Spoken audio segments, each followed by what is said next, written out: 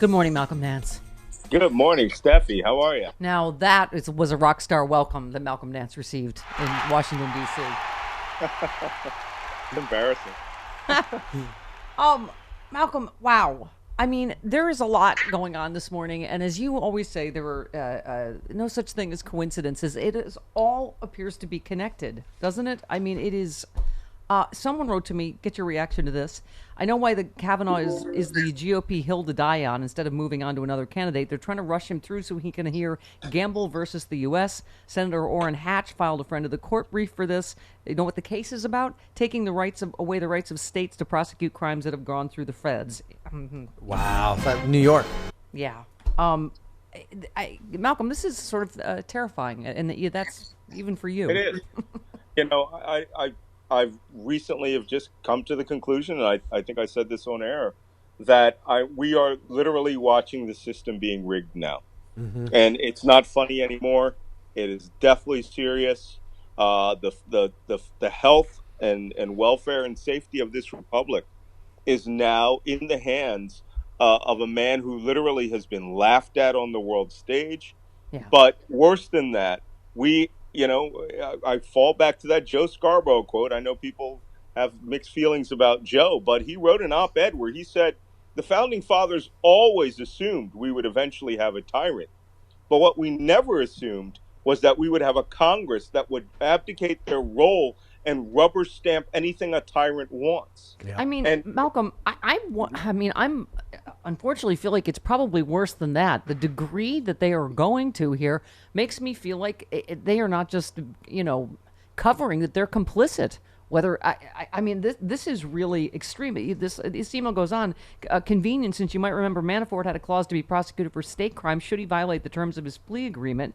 Also, because state crimes can't be pardoned by the president. Yes, everyone would get pardoned for their very real crimes, and once again, those states' rights Republicans are reducing states' rights, all to save apparently Donald Trump's skin and perhaps theirs. yeah, do you recall a time when the Republicans believed that the 10th Amendment to the Constitution, states' rights, eclipsed everything? And they believe that with a women, they're trying to devolve a women's right to choose Yep. down to states. They're trying to do it with education. And now they want to do it with crimes. And you're right. There is complicity between the party and Donald Trump now. They have signed their souls over to him. And, but as we know, everything Trump touches dies. Yeah. And we really need to understand that the only way out of this is what we said at Sexy Liberal last week, which is there needs to be people need to stand up. They need to rise up and they need to voice themselves now. We are at the point where people are waiting for something to happen, like Rob Rosenstein being fired. But we are at the point where every individual who voted in 2016 uh, and those who didn't vote in 2016 have to be mobilized for this November, or we're going to go down. And you haven't seen anything if the Republicans maintain the House of the control of the House of Representatives or the Senate. Then we're really going to be in trouble. I mean, yeah, your tweets like don't mince words. You said, "Don't doubt for a minute Trump will confirm Kavanaugh no matter what is found. This will destroy the legitimacy of the Supreme Court."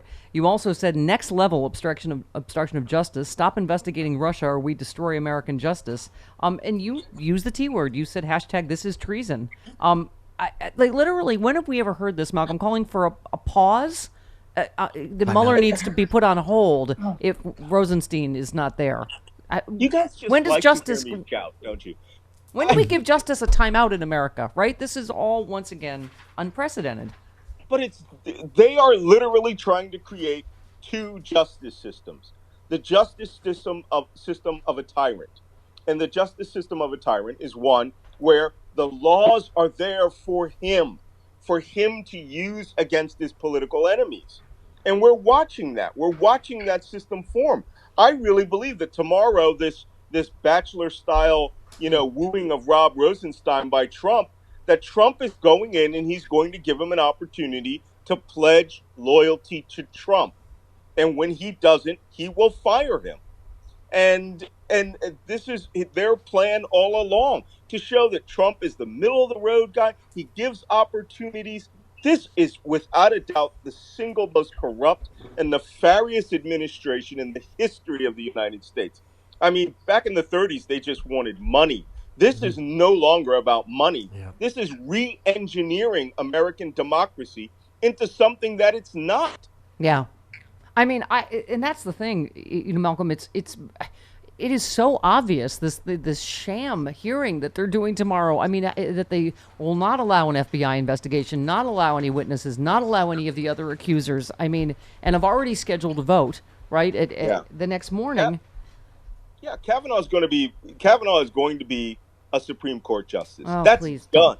It's done. No, it's not And over. It's not done. over. It is over, and they have chosen it to be over. They're not making, Mitch McConnell is not making these statements that he's bringing it to the floor because he thinks that Collins and Murkowski are going to go along. One of them is going to be allowed to have an out. Everyone else, they've already gotten solid commitments from.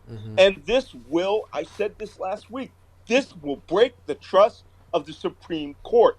And Trump does not care if he destroys the Supreme Court. He wants a rubber stamp. And the only way any of this can be reversed is if we really take to the streets and Yeah. and stand up against this. But it's going to happen. Yeah. They have already pushed the system to its absolute limits. Yeah. And, Trump is not joking. And he is these people have tied their noose around Donald Trump's heel. And wherever he goes, they go along with him. So, no matter what happens in that hearing, unless he comes up and confesses to being a rapist, he is going to be a Supreme Court justice. And no woman in this country will trust the Supreme Court the minute he's confirmed. Yeah. I need a little bit of happy clappy. I want your reaction, Evan, to Evan McMullen's tweet. He said it's too late for the president to fire his way out of this. Too much is already known by the special counsel, federal investigators in New York, state attorneys general, Congress, the media, and others. The more he obstructs, the more ensnared he'll be. Please tell me there might be a silver lining here somewhere. Sure, there's a silver lining, and we're coming to that. Evan is correct. There is a lot of evidence. But the problem is the country is now split to where 30% don't care about the evidence anymore. We have moved on to where they will believe a totalitarian's word, no matter how ridiculous it is, no matter how embarrassing it is. Whatever he says is right, okay? And they believe it due to the power of the repeated lie, which was a Joseph Goebbels philosophy. Lie repeatedly. So that 30% of the republic, 35% of this country, those people are irreconcilable.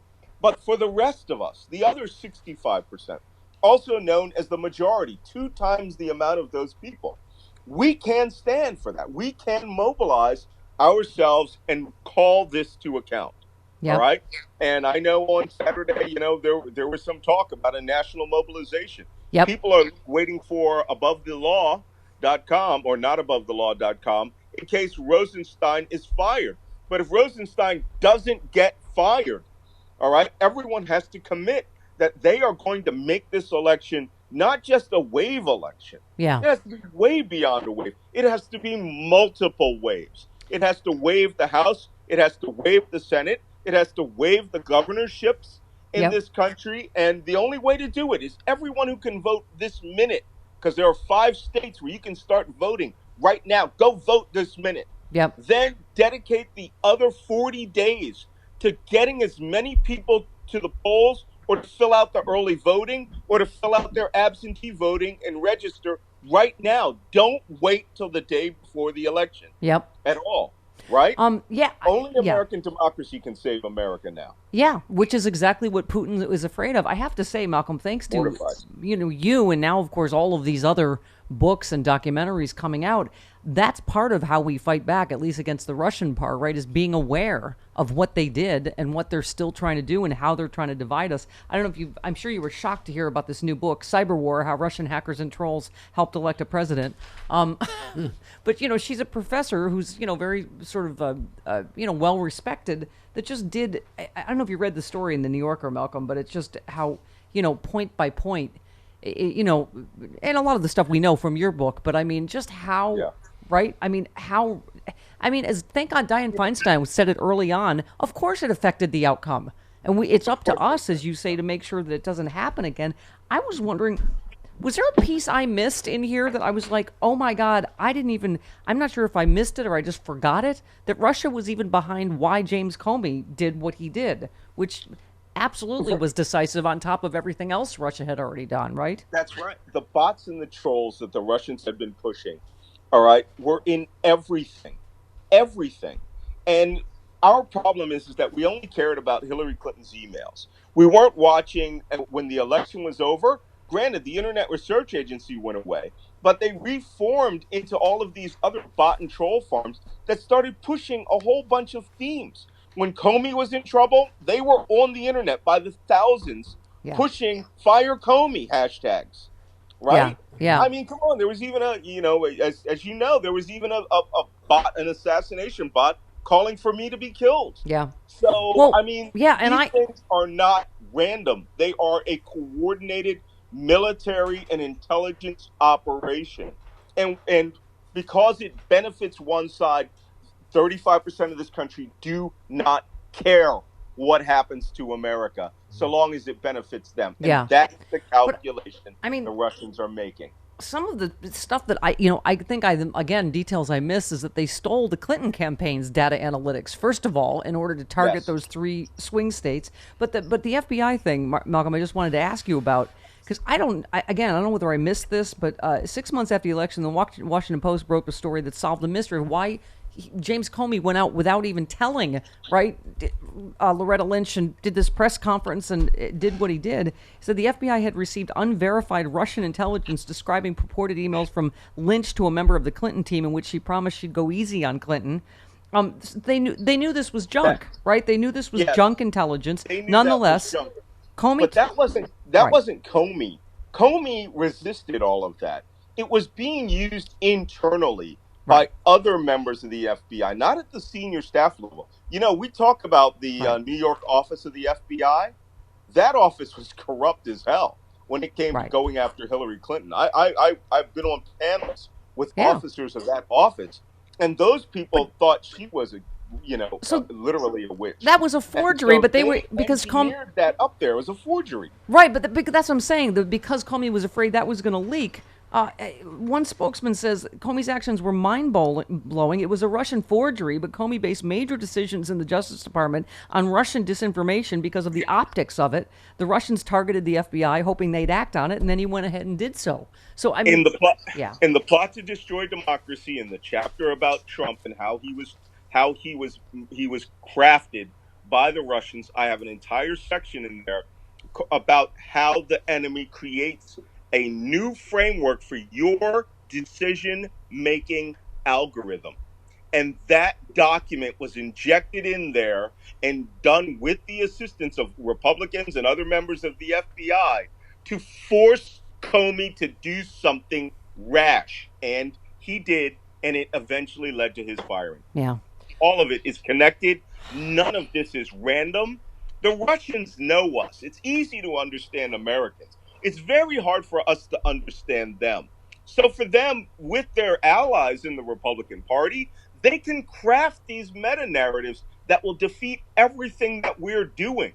The only thing they are terrified of, Vladimir Putin said it in a speech to Trump, is an American Maidan, an American mass mobilization that wipes their allies, Trump's allies, out of power. yeah. And that is what we must Yep. do. And by the way, so Fernand Amandi on the Saturday night at Sex Liberal announced this March for Democracy, right? November 3rd. So we need to get more details on that, correct? Yeah, I understand he's gonna do it formally here very soon. Yeah. But this is your last March. Yeah. This is the one that will have impact. 72 hours before the election, I understand. If you don't turn out and mobilize and register and hit the streets and show that you stand for America above all of this, there I am, freaking shouty McShoutface Yes, already. you are. I'm relatively a calm guy, but I see the path of aggression here, and that pathway leads to If a loss, if we lose, if it is a Republican majority on the night of the 6th of November, all forms of the American experiment will come to a crashing end. We will go straight to autocracy. Donald Trump views this as a validation of himself and his policies, of which no one can find a policy. It's just a dictator ranting. Yep. And until we stand up to that, so every person who's listening, you have to commit yourself. You don't have anything to do on the 6th. Vote now. Vote absent. Vote, get your friends to vote. Yeah. If you don't get 10 votes out there, right? Yep. Of those young high school kids who haven't voted, university kids who go, oh, I don't know what it's for. This is what it's for. It's your chance to save this nation. Yes. We addressed the story about that college kids don't know where to find stamps. What the? Amazon.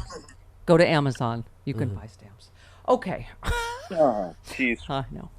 All right. Didn't need that. All right. Malcolm Nance, God bless you, sir. And thanks so much. You were fantastic at DC Sexy Liberal. People were so excited. And as Bob Seska said, you're the best comedy audience in the world. And I said, when Malcolm Nance stops laughing, that's when democracy has died. Well, next week I'll be broadcasting from Paris because I'm mobilizing the Democrats abroad.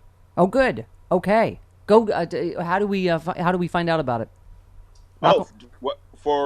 There's you can go on my Twitter feed. I'm posting up all sorts of tweets. You can follow me, but I'll be in London on the 2nd, Okay. and then I'll be on Paris on the 3rd. All right. Follow Malcolm Nance on Twitter. The fate of democracy depends on it. Love you, Malcolm Nance. All right, bye-bye. All right, see you next week. Be safe.